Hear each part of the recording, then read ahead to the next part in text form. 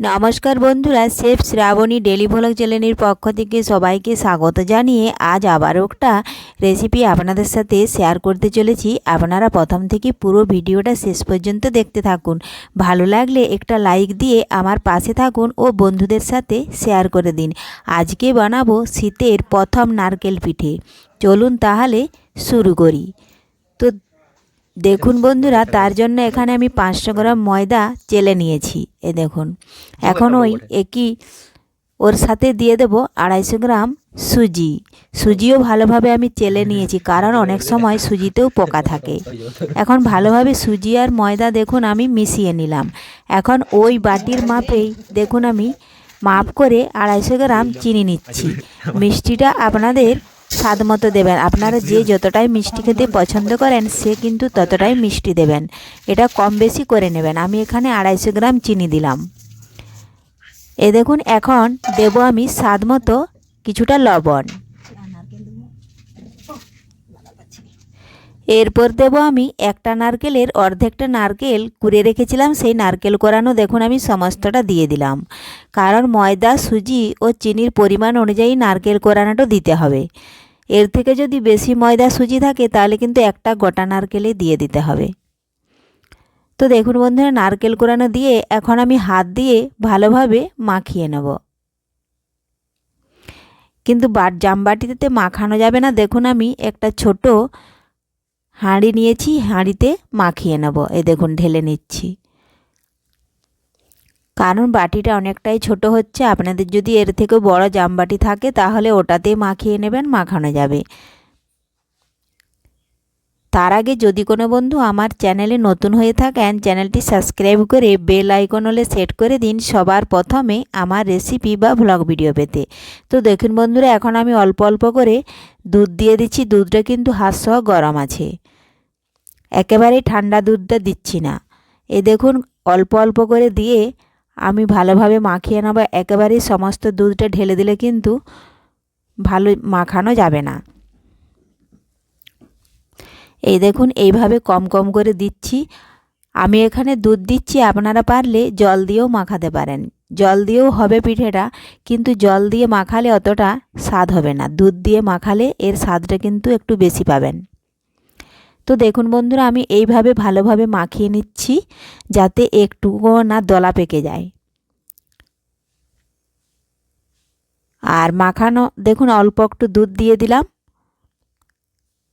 এই দেখুন আবারও মাখিয়ে নিচ্ছি।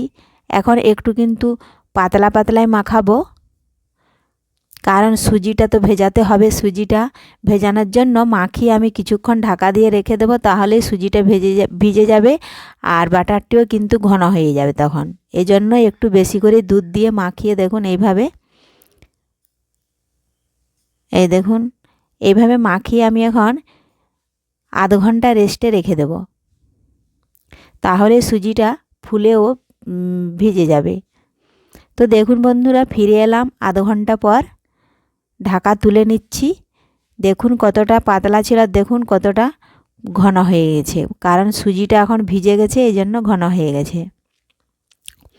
এই দেখুন এইভাবে এই ঘনত্বটা রাখতে হবে। আবারও আমি ভালো করে একটু এই ডাবুটা দিয়ে মেখে নিচ্ছি।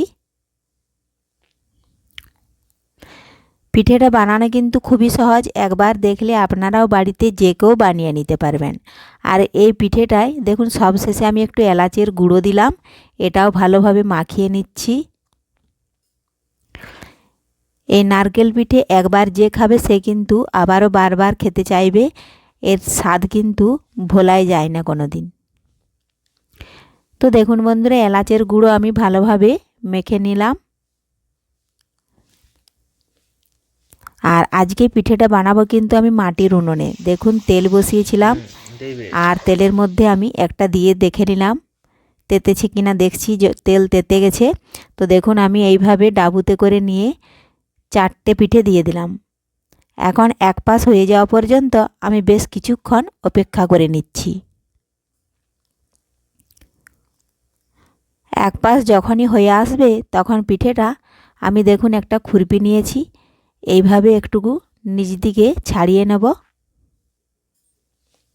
এই দেখুন এভাবে ছাড়িয়ে নেব, তারপরে এক একটা পিঠে আমি উল্টে দেব।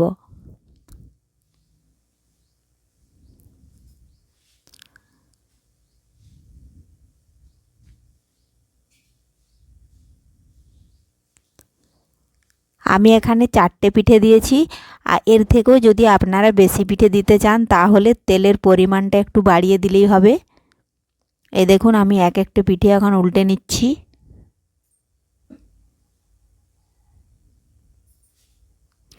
এক পাশ হয়ে গেছে, এখন আর এক পাশ ভেজে নিচ্ছি। তো দেখুন বন্ধুরা, দুই পাশেই ভাজা হয়ে গেছে। এটা কিন্তু খুব লাল হবে না, কারণ যেহেতু দুধ, ময়দা, সুজি দেওয়া আছে, চিনি দেওয়া আছে। যদি গুড় দেওয়া হতো তাহলে একটু লাল হতো। দেখুন আমি তেল ঝরিয়ে তুলে নিচ্ছি। এখন ওই তেলের মধ্যে দেখুন আবারও পিঠে দিয়ে দিলাম। এই দেখুন আবারও 4টে পিঠে দিয়ে দিয়েছি। এইভাবে আমি সমস্ত পিঠেগুলো তেলের মধ্যে দিয়ে ভেজে নেব।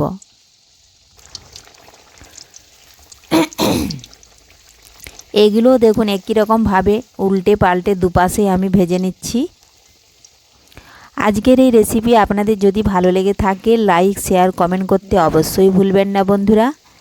ধন্যবাদ। ফিরে আসবো আমি আবারও কোনো নতুন রেসিপি নিয়ে। দেখুন সমস্ত পিঠেগুলো আমার বানানো হয়ে গেছে। এই দেখুন এইভাবে আপনারাও বাড়িতে খুব সহজেই বানিয়ে নিতে পারবেন। ধন্যবাদ।